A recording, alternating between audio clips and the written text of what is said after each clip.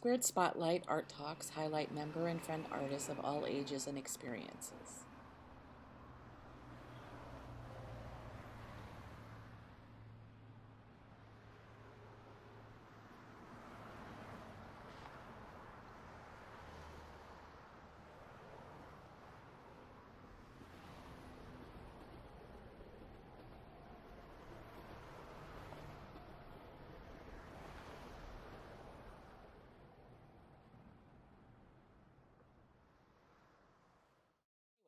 So, hi everyone. Welcome to AnySquared Spotlight. Today we're highlighting Brian Herrera, who is a longtime AnySquared friend and member. You know, at different times he comes in and out of our group. We met Brian in 2014 when he walked into the studio. I was looking back through the photos and I was trying to remember what year was it. I think it was 2014, your senior year in high school. And we met him way back then, and he walked in the studio because the Salton Fine Arts Studio down the block sent him here because they knew we had open studio here, and ever since then we've had a relationship with Brian, you know, especially in 2015, 2016, and throughout the years, and we've collaborated with him on exhibits. We've worked. He was part of helping with the planning and designing of the Project Logan mural that's on Fullerton in Milwaukee. We also collaborated on an exhibit at the Hairpin Art Center with him called Hearts and Minds, and we helped produce the exhibit, but also like collaborated with Brian on every aspect of it. And we're super proud of all the things that Brian has done and what he's developed himself and what he's been doing in the world. And so excited that he continues to do things and continues to make art and continues to develop as an artist. And you know, he came to AnySquared with all this stuff in his head and what he wanted to do. And you know, some of it we helped him do, and then he went off and blossomed in the world. And we really are proud of you, Brian. And we're so excited that you're going to do this talk and talk about some of your new work and a little bit about what you've been doing.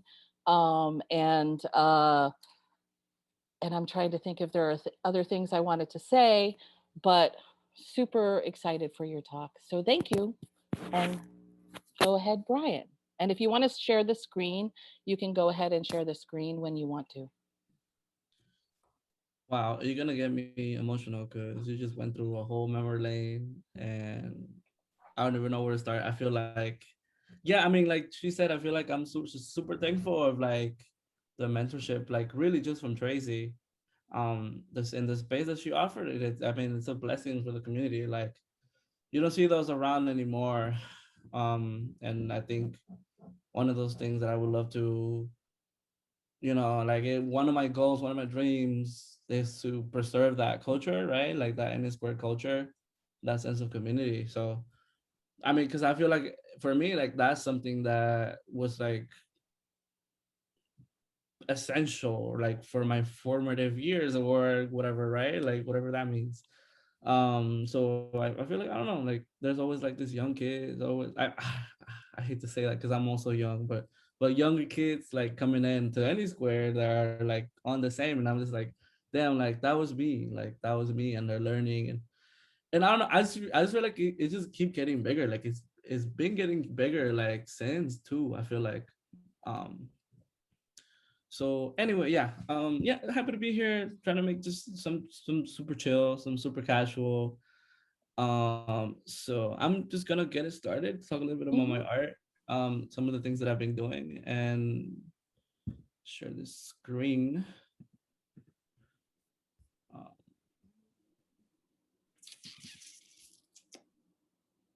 so my name, that's my name. My name is Brian, and can everybody see this? Yeah, right. Yes, yes. Um, chose this picture because it's one of my favorite pictures, like of me when I was little. That is my abuela's house in Veracruz. I believe I was like probably like 2 years old or something, but it's one of my favorite photos, but it's also a photo that kind of introduces where I'm from, right? Like I'm born in Veracruz, Mexico, and that's my grandma, my abuela right there, and I'm clearly not helping her. I'm just standing there. I'm just standing there looking at the camera, and my abuela is sweating, and she's just like, "Help me!" I don't know. I don't know what she was thinking at the time, but I'm sure she was probably like making me want to work. Um, but anyway, Veracruz, Mexico. That's where I'm from. Came here when I was 11 years old. I've been living in Chicago since. Mostly in like the Logan Square, Homo Park area. I lived in Pilsen for like a couple of years also. Um, and yeah, I've been there since. I'm here now in Homo Park again. And I'm 24 years old now. And yeah, a little bit of the things that I do. My work currently explores the intersectionality of immigrant identity and queer culture through design and illustration. And the reason why I say currently is because I really think it's important to talk about the fact that artists are never static, right? Like we're always changing, we're always evolving, we're always becoming more, we're always exploring different things. And one of those things that is so important to me is that we shouldn't really let um I don't know why I can't change the slide. Oh, here. We shouldn't really let labels box us. And I think that's one of those things that I've been personally learning like as an artist. Because I feel like it gets to a point where you're doing that type of work that's one specific theme, and you tend to box yourself into that theme, or boxed in by people. And I think like it's so important for us to not to do that, and it's something that I'm barely realizing, right? Like it's so important to for us to flow as artists and be, just free in our expression, because at the end of the day that's the core of it all, right? It doesn't matter what we do. um so yeah, this is an older picture from like, these are old pictures when I was like starting to like experiment with art. um uh I can't, it's probably like 2013, Mm-hmm. 2014. um I was trying to like, I was inspired by a lot of the street art like that was going on around me, and I wanted to I wanted to see how I could be part of that community. And one of those things that I decided to express was like the neighborhood changing. So I did like this little stencil that said like building a new like gentrified Chicago. And then it got like hella hate, like everybody was hating it because like it was like mad real, but also like the hipsters were like, yo, like I'm mad because that's me. uh and so I was doing that for a while, and so that was just me. It was just my own experiment of seeing like what people's reaction was, and me trying to see like kind of like the climate of this quote unquote street art scene was. um I remember your stickers. and the stickers, yeah, I just put them everywhere, and then like we stole like some newspaper boxes and we put a bunch of stuff in it, and we put them around the city, and that was cool. Just like kind of like, now that I think back on it, I feel like, once again, like this ever evolving definition of an artist, I feel like street art for me is like an expression of what I can't do, right? Um like as someone that's like undocumented, an immigrant, there's certain like parameters to like things that you can do. So doing art that's considered illegal is somewhat freeing, right? So I don't know, just something to think about. um just more street art stuff that's Bernie. It's like a stencil, and like, oh, and I guess like when I started to do art, I was going by like, I wanted to go by like a moniker, like a name that wouldn't be like my name, my legal name. Mostly because like I guess like everybody was doing it, everybody does it. It's like the street art culture to do it. But also I didn't want my name out there, in case I get screwed over. So I went by like Attitude 7, and like there's really no like specific like deep like meaning behind it. It's just some random name that I was like, okay, sounds cool. Um, and then I met Tracy. Um, and I don't even know where to start. I feel like this show was like kind of like the climax of me meeting Tracy, and like me making this community around me of artists. So she talked a little bit about Hearts and Minds. One of the biggest shows I've ever curated at like what, I don't know, like 19 or something. Well, collaboration with Tracy. And to me, to think back on that, like that's so crazy because like I don't like, I just feel like I don't know how I was able to do that with Tracy, because like I feel like now I think back and I was like, damn, like that was a lot of work. Like doing that now, it feels like a lot of work.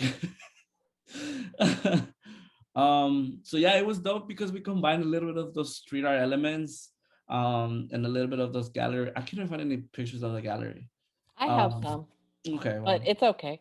yeah. So this is Everyone just, can look at it on the yeah. it's on the Facebook of there's albums on the Facebook of AnySquared of the Hearts and Minds exhibit. It's easy to find. So yeah, street installations with collaboration of other artists. Like I basically did the hand and did the everything around there, and it was cool because like I was living in Pilsen at the day, so a lot of the Pilsen artists that I met, I was reaching out to, and a lot of the artists that I met in the north side, I was reaching out to. So yeah, art and design for all.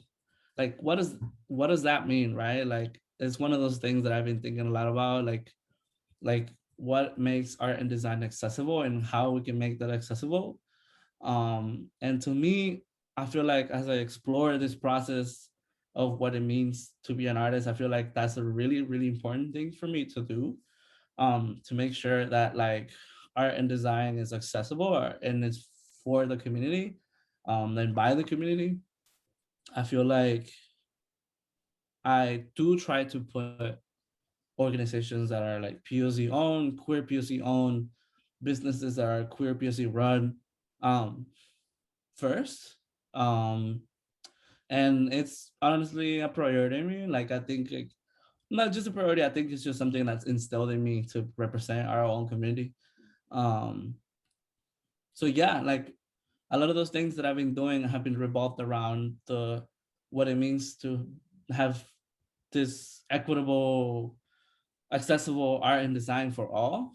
So lately, as of like maybe 3, 4 years ago, I've been exploring a little bit more about what that means, and how that reflects to me is talking about myself, right, and my story, and where I come from. So this,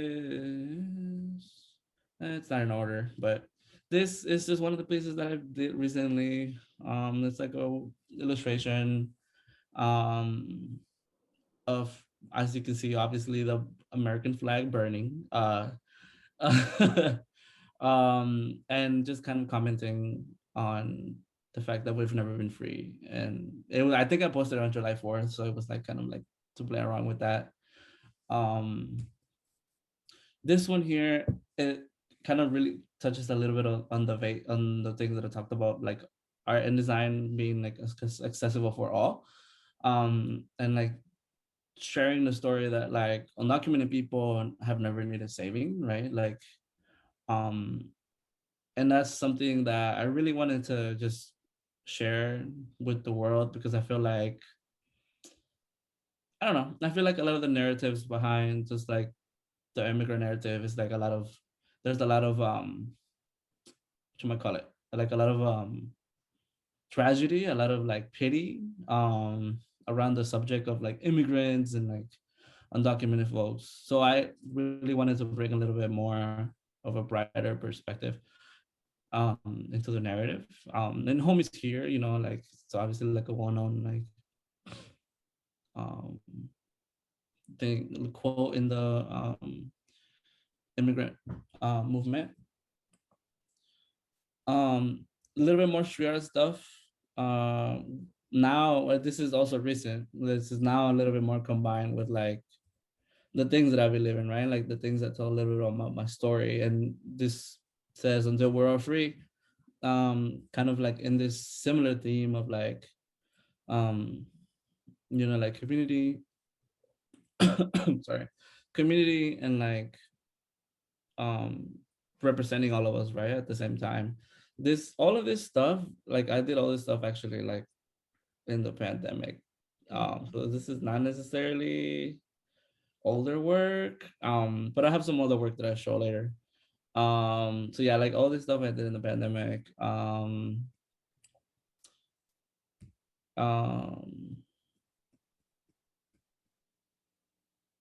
yeah, so I this is just examples of like some of the things that I did, but um one of the things that I wanted to get into was that art about trauma and social justice is important and is healing, but too much of it does affect your creative soul.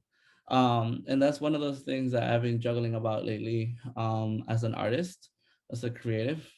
All of these things that I've been doing, right? Burning American flag and like talking about my undocumented story and like talking about liberation, and fearlessness. It is work that's beautiful and like that at one point it was healing for me, but it's also work that to me it begins to become if anything a trigger, and honestly like draining as an artist, as a creative. So a lot of the things that I have been doing as an artist have been that specific type of work towards social justice, talking about my own traumas. And those are one of those things that I've been trying to kind of like move away from a little bit, um, and do things that fulfill me more as an artist. Do things that are, um, you know, fun. You know, like because a lot of these topics are not necessarily fun. They're hard conversations. They're like not easy topics to even talk about. Like a lot of this, like I even I think about this a lot. Is like um how like because a lot of the times like my mom's asked me like what is it that I do for a living. And I tell her I was just like I make art about being like undocumented and like but okay, but this is also all in Spanish, right? So it's also hard because I feel like my Spanish is like kindergarten level at this point. um So it's hard to even explain that to my mom. Like it's like I make art about fucked up stuff. Like it's like, it's hard to explain that to her. And like I think about that a lot because it's like if I can even explain to my mom what I do, you know, even like in Spanish is like I don't know, like there's something there that needs to like change. And I don't know. I just feel like there's something there that needs work within myself to define. um so I don't know, I feel like I'm trying right now to step away a little bit from that, and just do more stuff that are fulfilling, right? Like that are fun. Like this is also an older, this is older than my other pieces. It's an illustration of Celia Cruz, well known um salsa singer from back in the day from Cuba. um and she's just somebody that brings me joy. Like she's somebody that I did it because her smile was beautiful, you know. She's somebody that brings me a sense of happiness, like, and it's like her powerful music and her smile reflect on the colors and the style that I was trying to go for. um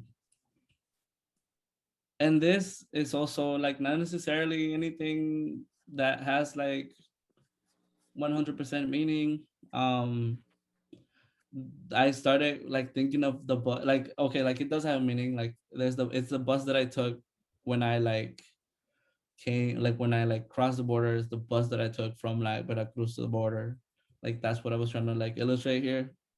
Well, honestly, I just did it because it looked pretty. You know what I'm saying? Like the illustration, like the journey and stuff like that was kind of like the last thing that I thought about. Um, and yeah, so this is also something that was super fun. Like July 20th, I think that was like 2015. It was like 2050? 2015. Um, I think it was like a poster for Red Bull, and like it was like the first like bigger thing that I've ever done. Um, like there was no like restraints into what I shouldn't and shouldn't do with the artwork. Um, and it was just cool navigating with a corporate client like for the first time, right? Um, like within art and music, which is like two of the things that I like really like. Um, and I mean we all like art and music, but like it's one of those things that like I would love to work more on with my art. Um, so yeah. Um, and like again, like this is like a zodiac series. This is a series of like zodiacs that are not about liberation, that are not about like like social justice, but it's stuff that is just fun to do just for doing it. And I think like I don't know, like I feel like I ask my friends a lot, like it's like, does this look like my work? Like, does this look like my style? And it's just like I feel like my stuff is like never really the same. Um, and I kind of like that. Like, I kind of like that my work doesn't really look the same all the time. Like, even though I do think it's essential, I do think it's important in this day and age of like social media and like having your art on the internet being like an important part. I think like even though that's important to have like a brand and a look of your art, like it shouldn't, I don't know, like shouldn't be static. It shouldn't always be the same. Um, like like in order like like you do have to be consistent, like, but I just don't think it should be always the same. Um, like this is both the same style. I actually did start at the same time, so it's like one of those things where it's like I don't like my stuff. It's like seasonal, like it doesn't look. It's not the same like all year. It's just like I did this thing, and it's like, oh, like I like the vibe of it. I'm just gonna do this because it's the same vibe. Like I don't know. It's just like how I was feeling, what I was trying to do. Um, and this is something that's like entirely different. Um, and this is also something that I would love to keep doing more. Like this was at the beginning of the year, and it was like also one of the bigger, I guess, gigs that I've gotten for Adidas, and it was honestly it was the easiest thing I've ever done. Like it was the easiest thing, the least amount of labor, and the most well paid thing that I've ever done. And like it's one of those things where it's like I just can't believe that, like, I don't know, I feel like there's a big power behind each of our own artistic licenses, and like a lot of us don't really, not like not everybody, but like we don't always realize that we have huge power within our own artistic license and our own artistic presence, that in itself is really what people look for at the end of the day. You know what I'm saying? Like if you have a headline of your name, at the end of the day a venue is going to pay for that, right? A venue is going to pay for your headline to be on the board. A lot of the times it's like it's unfortunate like that it is like that, but we do hold a big power in that, and I don't think a lot of us realize that, right? um and this is just more graphic designing stuff that I thought it was just super fun to do. um like again, like graphic design is not like like much very much artistic, but it is like different variations of like my style into a more structured form. So yeah, this is just different logos that I did that I thought were super fun. And I would love to do more of, you know. Um, yeah, like super like versatile. This here was super fun to do. Like this 3D font was super fun to do. And I feel like the reason why I shared like 6 different logos that look completely different is because each of these logos have like each of these logos really like taught me different things, right? And I feel like out of those I grew. I should have said in the beginning that I didn't go to school for any of this. Like this, I'm more like self-taught. So to me, all of this is a process of learning and a process of growing that I'm making up as I go. And with the help of friends and community, you know, it's been dope. So um yeah, I mean, this is the more graphic designing stuff. This was super fun. It was like a layout, graphic design illustration for um this band's record release. And it was super dope. Like I want to do more stuff, more of this stuff. I really want to do more of this stuff. Because this was super fun. It was like packaging, graphic design, illustration, and also working with a printer, right? So like print. So I don't know. It was super dope working on this, and I feel like if I would have gone to school, I could have probably done a million of these. But again, like, or probably not. I don't know. Maybe we can talk about that. But just doing this hands on, like in the real world, like as an actual paid client, is just super dope. And I still think it's crazy because I like honestly just I'm figuring this out. Like I didn't even know about any other stuff, layout stuff. But it turns out I like package design. So yeah. Um, Currently some of the stuff that I've been doing, like I said, like I'm trying to get away from a little bit of those like social justicey um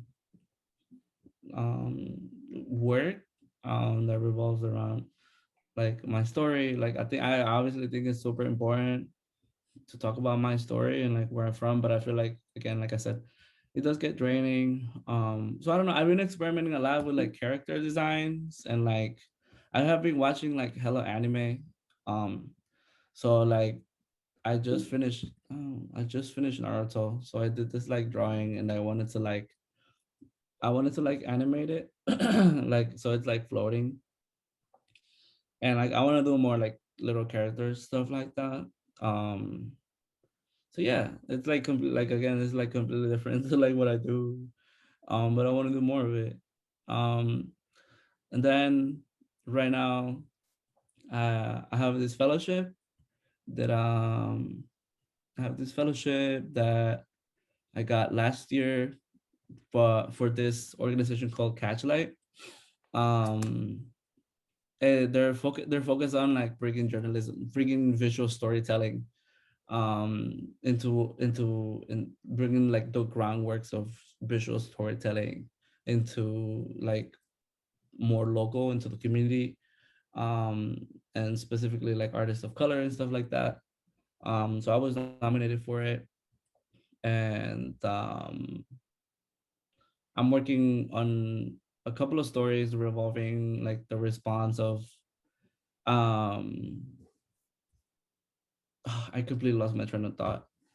But I'm working on a series of illustrations of undocumented residents from the city of Chicago that have just stories of to share their own stories during the pandemic. So it's like a series of like kind of like comic looking strips of them telling stories about their community. So I picked 3 people that I'm gonna be sharing their stories. Elisette is one of them.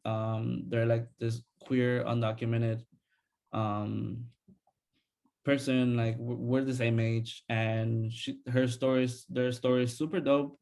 They're a street vendor, but also a community activist. All out of Little Village, and like a hustler, and like you know, has her own business also. And And it's like at the end of the day, it's like one of the things that I like really care to talk about, you know, like our stories in our community, um hell important. And this is just the same, this is another story, this is like another of the people I'm like gonna be talking about. um and Artie, he's like this queer chef from Little Village, from Pilsen. um and it's just kind of talking about their stories of resilience during the pandemic, right? Like what are some of those things that you did during the pandemic to prevail during this time, right? Like I think like this immigrant resilience and this immigrant like mentality of like always working and always trying to achieve something better is like instilled in a lot of us, right? Like I feel like talking about that is super important. um so yeah, I'm super excited to publish that. It's gonna be also new for me because I've never done like journalism stuff, so I'm like doing a little bit of journalism, a little bit of illustration. So this is all new for me, so I'm super excited that I get to do this. Pushes me out of my comfort zone, especially because I've never done anything like this before. um and also this is probably one of the last things that I'll be doing that are like kind of related to that, to this like narrative of like the immigrant community, and things like that. Just because like I said, like I just want to do something that's more fun, and like work like this can get a little draining. So yeah, these slides were supposed to be like earlier, but this is some of the work that I also did in the pandemic. Stuff about essential workers. That's like the first piece I did. And I did a bunch of prints, and I sold, and I made like I fundraised like $2,000 for like the National Farm Workers Association. So I don't know. I thought it was crazy. Like just out of selling that little print, I made so much money, and like I contributed to something dope.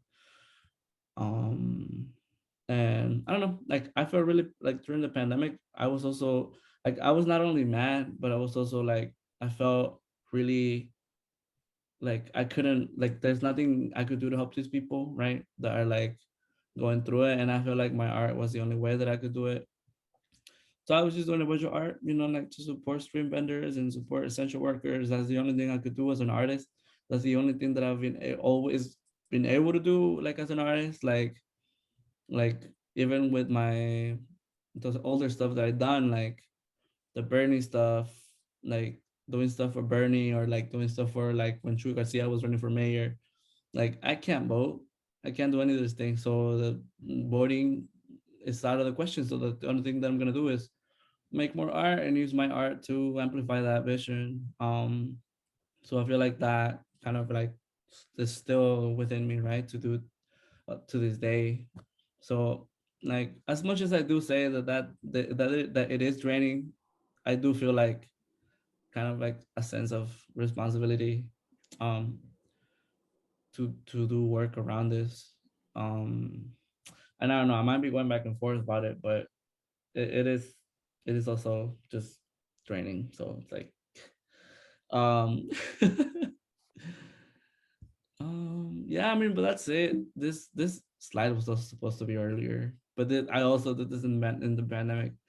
I feel like we all did so much uh just art in the pandemic. Like I know like friends that did a lot of art, or like whatever, like creating a lot of things during the pandemic.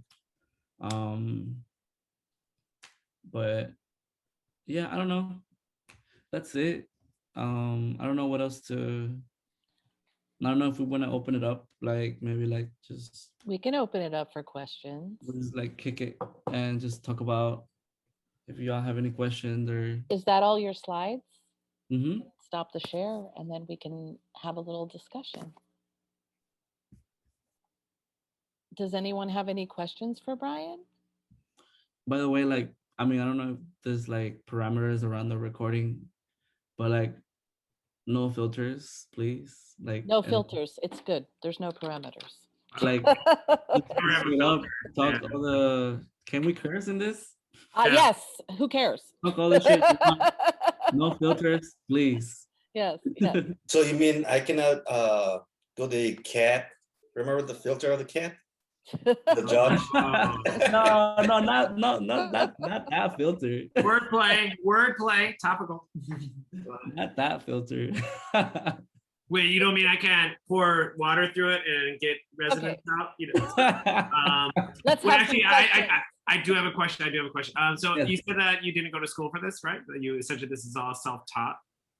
Yes. So I'm just really curious because you were saying how your style looks different, but I mean I definitely see a very strong design focus to it. Like I think you're working in you definitely. I mean that's like actually it's more consistent than I kind of just assumed you went to school because of the consistent. And I think I'm actually just curious about maybe then what were the earlier visual influences that you were drawing upon? Like what were the things that were really inspiring you that kind of as you were starting the whole process? Like what kind of were you looking at? So yeah, like I didn't go to school, YouTube University representing. But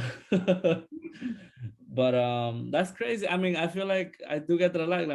Like people like friends I ask are like, oh, like your stuff is like kind of like I can see that you made this, and I feel like it's just like my own imposter syndrome. It's just like, oh, like I don't think it doesn't look the same.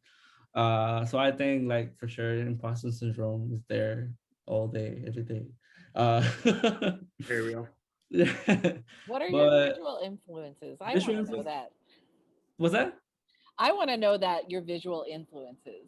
That was actually my question that I was gonna ask. Like, Yeah, that's why you asked the question first. Like what Yeah, what kind of artists influenced you? What kind of visual influences influenced, you know, like Yeah. inspired you? Because you're inspired.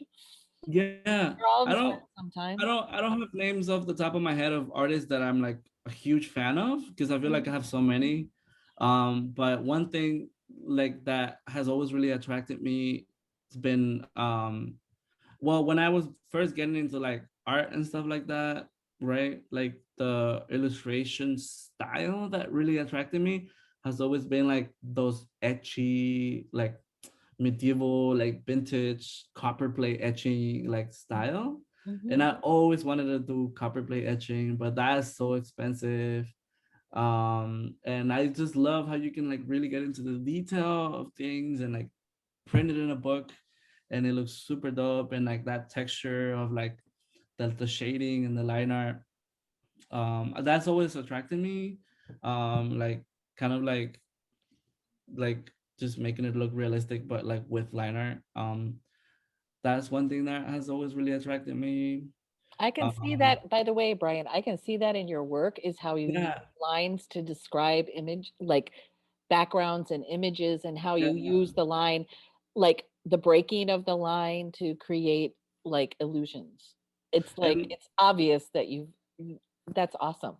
and that's dope, but I feel like I'm kind of over that. I kind of like right now I like just like color block stuff more. I guess design, I guess like the whole like I really like um I it, it's like a weird thing that I like, but I really like maybe Amy can help me out with this because she's an architect. But I like Russian what is it called? Brutalism. Like the Russian brutalism architecture, like that's Constructivists? yeah, like that whole style, like how like the Russians did their like that specific architecture is so dope to me. Like I don't know, like I'm really attracted to that, and that's always I feel like I don't know if it looks in my work, but I really like that style of architecture. And like honestly, like traditional tattoo stuff is always dope. Like I always like traditional American tattoo styles. Um, yeah, I like a lot of the propaganda stuff. Like the again like the communist propaganda stuff is always like, and the Bauhaus stuff is also like I don't know. I really like the simplicity of that style. And it's always something I reference to. I have a bunch of books about like Bauhaus and like just like posters, Russian stuff that are cool.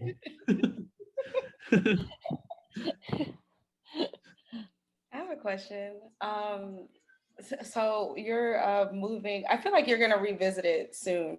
The social justice work, not soon, but in time, right? Whenever you want. But you're moving. I saw that face. You're moving from that to something else. Do you know like what you want to explore? Do you have any just like crazy ideas, or even um, ideas that seem impossible that you like still want to do that you're thinking about? like crazy ideas like to explore now. To explore whenever, since you're moving from that area of social justice and community work, and you're like branching out to do your own like Yeah. thing. Um, I wanted to start doing more stuff, more packaging design stuff. Because I've been wanting to get my hands on like sculpture and like just working with clay and like what do you call those things? A rotating table, the pottery Oh stuff. yeah, Like I want to do that. broken Like pots. Yeah. yeah, like that's so fun because I always thought about doing that and like doing like a pottery and then like drawing it, you know, like drawing around it. That's interesting. You Um, because you work with lots of line. I wonder what your yeah, sculpture will look like. Will it look like a lined sculpture in a sense, like having just like a bunch of like stringed line like things making a form, or will you like paint on it? Does that make sense? yeah. That's interesting. Yeah, I don't know. I just know that I wanna like I've been working 2D so much that I wanna just like work more in the 3D. Like Yeah. I wanna like do sculpture work, like and I think clay and pottery and like this slimy like It's so interesting because you're really clean. All your work. Yeah. It's Well, like yeah. well, I because and that's why I like judge myself a lot because I like my stuff is so clean. Like I feel like crispy. yeah, it needs to be more just not so clean. Amy, did you have something to say? Because I couldn't hear you very well. We can't hear you. Actually, you're Yeah, talking and we can't hear yeah. you. Type it in the comments if you have something. Tati, did you have more to say? No, maybe your headbuds are not plugged in or something. I don't know. No. It's Mm. not take. We can't hear you. I wanted to hear you. I know. I know. I wanted to hear you too. Oh, it sucks. You can type it in the chat if you have a question. Does anyone else have a question while we were waiting for her to type? Would you ever work with public art? Like public like installation stuff. Yeah, since you're moving into, or you'd like to move into Yeah, sculpture and 3D stuff. yeah. Like I always like. I mean, I always like doing stuff that's like satirical and like commentating on stuff. So Yeah. like definitely like street art is like the best way to expose it to people. Mm. So yeah, I like doing that stuff. Um, I would love to. Yeah, I would love to work on like some public ideas of like sculpture work, like um, yeah, yeah. Like I love doing that stuff. Yes, all sculptures, Amy. Like your ideas, like always, your ideas are so dope. Like whenever, like you've also been like an inspo on like sculpture stuff, because yeah, Lil Street, where is that at? I'll check it out. Mhm. Friend got me. I would love to. Andrea's been doing some North sculpture work. Center. Okay. Yeah, that's dope. Mhm. I would love to like experiment more stuff. I guess I feel like I'm always like the stuff that I do are not only clean, right, but they're also like 2D and like I stare at a screen for like Mhm. 8+ hours a day. Um and that's tiring. It's also like I don't like, you know, Mhm. if I have something not to stare at a screen, digital screen, like I'd rather do that. You need something tactile. Tactile. Tactile. Yeah, so you can touch it. Mm-hmm. Amy says that illustration and pottery are very interrelated. Ooh, I would love to Yes. hear more about that. And yeah. Did you have a question, Saul? No, I just wanted to say that, I'm really proud of what you've been doing at your 24 years old now. Uh, you have developed a lot of good work, and at that age, I've been doing this for quite a bit, and I'm really, really proud of the work that you've been doing. And I know we've seen each other here and there and commented each other's stuff, but I'm really, really proud that you actually are not just sticking to one craft. You're actually developing overall in the range of crafts, which is really, really hard as an artist to achieve, but you're making that effort. And I think it is one of the most important parts as an artist to be able to expand, not just commit to just one medium itself, but to expand over printmaking, sculpture, whatever you want to do. You can't be stuck in one place. You cannot be segregated. It's like being a segregation of yourself. You can't. Oh, wow. Thank you. I really need to hear that, man, because I feel like a lot of, I don't know, I feel like a lot of artists that you could say are well off, from what I see, from their social presence, their internet presence, they seem to always stick to one thing and one thing only. And that's great, right? Because you do develop a mastery, but I think like that shit is boring. Like I wanna like do like other stuff, and like I I'm don't excited know. to see you going into other stuff. Oh my God. Yes. Yeah. And like just for the fun of it, like not to make money, like just for the fun of it, like yeah. Thank you, Saul. I needed that. Thanks. Well, maybe the drink at the bar will help. Yes, yes. One day we With open, me. I'm back. Thank you. I think I, Oh, Amy, I wish I could hear you. I I can Yeah, know. see me you too. talking. Sorry. Um, I have like I kind of like this, like what you're saying about like the idea of like some people do this thing where they create a brand, but I think that it can be limiting for people who do that too. And I like the idea that you're thinking about expanding. You do something really well, and I think that expanding it and taking what you've done really well and putting it in an entirely different medium is super exciting to me. And I think everyone here. And this is one of those things where it's like I feel like this work that I've been doing, right? Like this illustration design stuff, it's all pretty much like laid out in the ground to where it's going, right? Like it's a consistent thing that's there. And it's been so consistent that I've been able to live off of it for the past 2 years. Mhm. But it's hitting a cap where it's like, okay, this don't feel creative no more. Like, I feel like the reason also why I haven't been sharing anything on social media, like my art, is because the things that I have been doing haven't been fun, haven't been like rewarding as an artist. So I feel like it's getting to a point right now where it's like all these things that I've been doing have been greatly, they've been able to maintain me, like, and like I've been living off of it, but it's not things that have been necessarily fun. So like, and that's why I want to do things that are different, because yeah, it's real. Real. And also, I mean, you've been doing different kinds of things.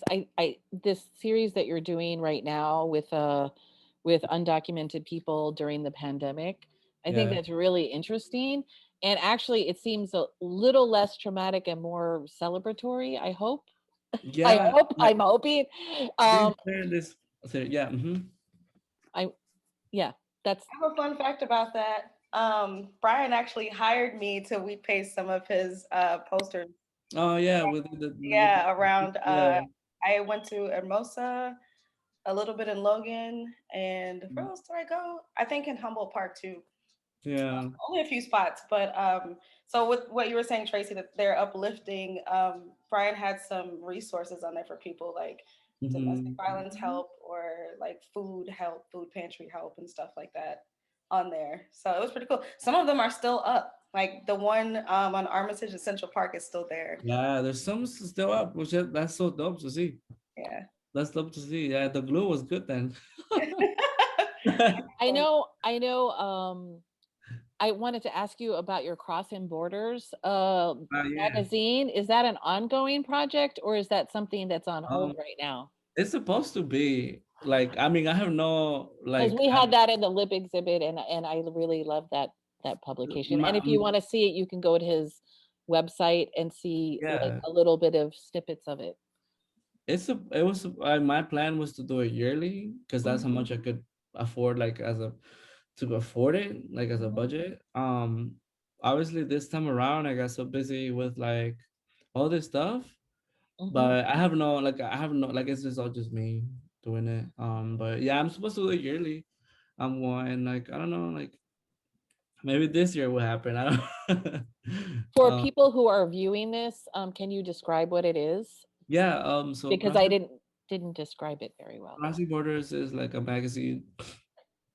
It's a year, it's an annual um print publication um magazine that showcase contemporary undocumented artists.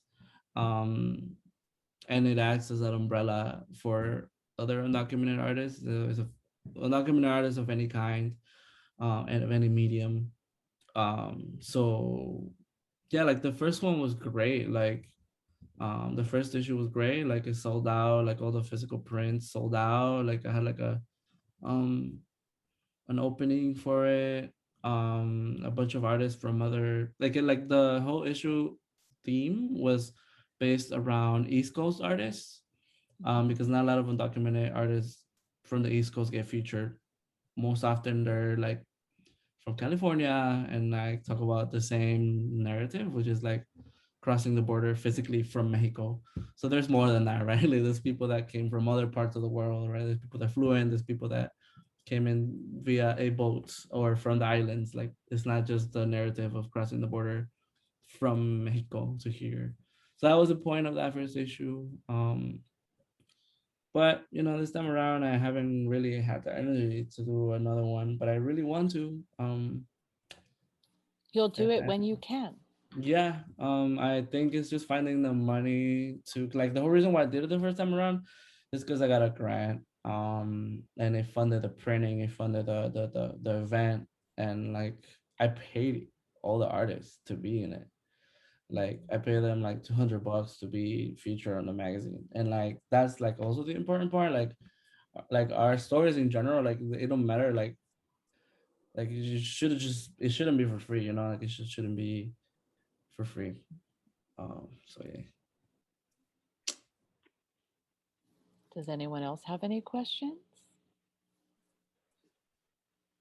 Brian, have I have you a considered getting into crypto art? Yo, Saw somebody make $79 million, so I I'm think so you glad got you some brought gems that waiting up. for you. I'm so glad you brought that up because I just set up my Seaword, my OpenSea account. And I already have my NFT wallet going. I already put $100. I got this money. I already put $100 Ethereum. I know that I've been watching all these videos on how to do it because like MFs be out here making $3.5 million of some like screenshot of Trump's tweets. And I'm just like, that's crazy. Like just like literally Wait. Are you serious? yeah, like I'm dead ass. Like somebody screenshotted a Trump tweet, right? Because Trump's account is non-existent no more. And they posted it as a crypto piece. And it got sold out. Like it got sold out for 3.5 million worth US dollars. So yeah, like Ethereum and Bitcoin right now are like the two biggest, most popular cryptocurrencies, and they're going up. Like I put $150 on my Ethereum wallet, and it went from 150 to 160 on the past week. It's a thing that's fluctuate, right? Like the currency, it fluctuates. Um, but that just goes to say like the popularity and the rise of it. So yeah, so for I don't know if like y'all will ever be curious into getting into crypto art, but it's super easy. Like all you gotta do is like take a digital picture of your work. Oh my god, it's You such a racket. I'm sorry. Okay, sorry. Keep going. Keep going. Yeah, like you take a digital picture of your work, high quality. You upload it into a third party, like thing to host your piece that encrypts it and makes it an original token, and then you have to pay the fees. Then you have to pay the gas fees. The gas fees are going up apparently. But I made the math to do a piece right now. It's gonna be $150 to upload one of my pieces, and that's like just the general price right now because it's $60. It's a $60 fee to have it in the open sea, and it's like the gas prices based on the size of the file, and it's total $150. But that shit, if you trade that shit, if you get that going, that's money. Like like for something random, like people are uploading like pictures of nothing on the internet and they're like making stacks, and this is crazy. But I don't know, that's something I've been really I'm so I have confused. so many emotions about that. I actually I keep reading up because I think it's that it's kind of like that. It's like another. It's like one of those. Okay, I'm gonna sound really old, but not that old. Kind of mid old. But it's kind of one of those. It is definitely just one of those fads that's like people trying to like almost speculate on the. People almost try to get on the spectacle of the art ecosystem, like by doing something that feels almost wild and esoteric, but really it's just kind of entitled and like, and kind of like, I don't know, not sustaining in a way, because I guess with the whole NFT, like there's the environmental impact. So in order for it to have value, it must be stored somewhere that's actively using energy to maintain that. So it's that thing where it's like, it's kind of like, it's like art's this infinite abundant thing, and then all of a sudden it's like, no, let's make it finite and then absurdly abstractly expensive because of something. So it's almost like a performance art that you have to like really pay attention to, and I don't know, I'm just saying, yeah. I'm with you though. Like I'm with you all the way because I feel like and also in a way right now it's feeling very gated because all these famous people and millionaires are jumping on it. And honestly, like like the sad part of it is that like I probably won't sell that $150 piece that I upload, because if a famous artist jumps in and puts one of their pieces, it's probably gonna sell right away.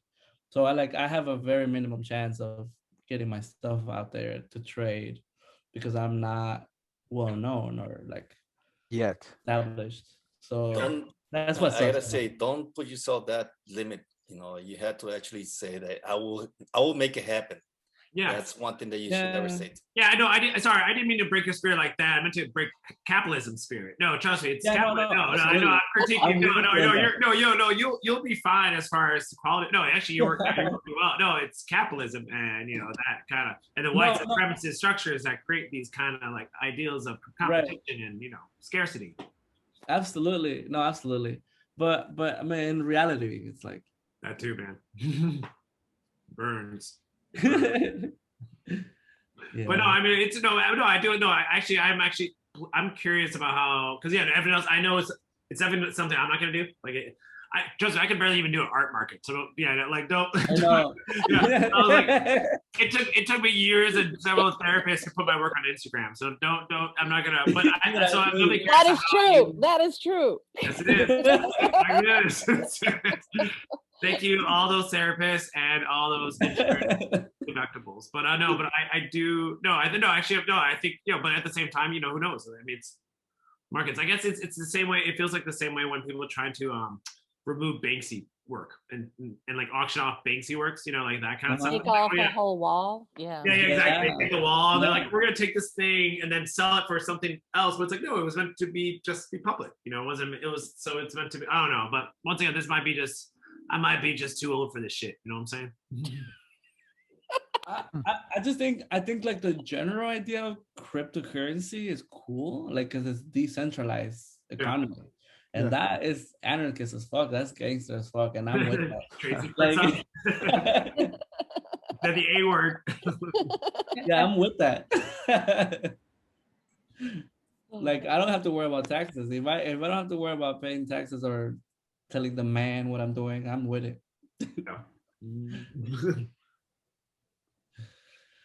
But yeah, Do we have any more questions who's for Bob? Brian?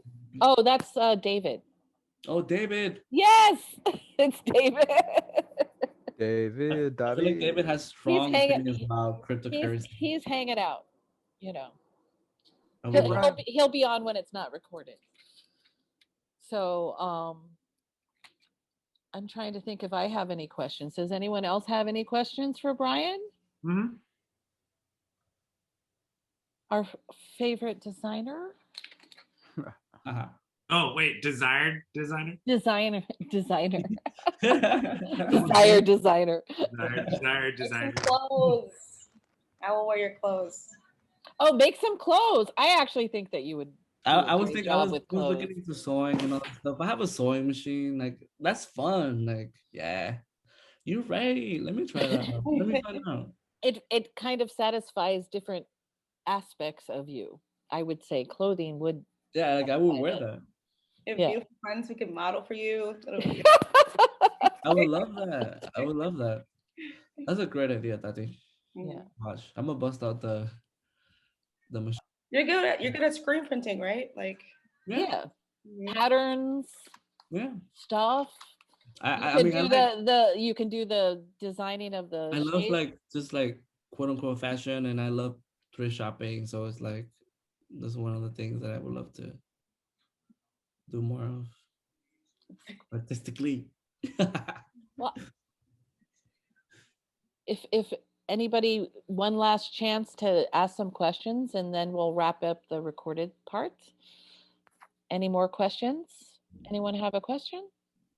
Because, yeah, we love you, Brian, and thank you for doing our talk. And yeah, thank you. Thank you. Yay.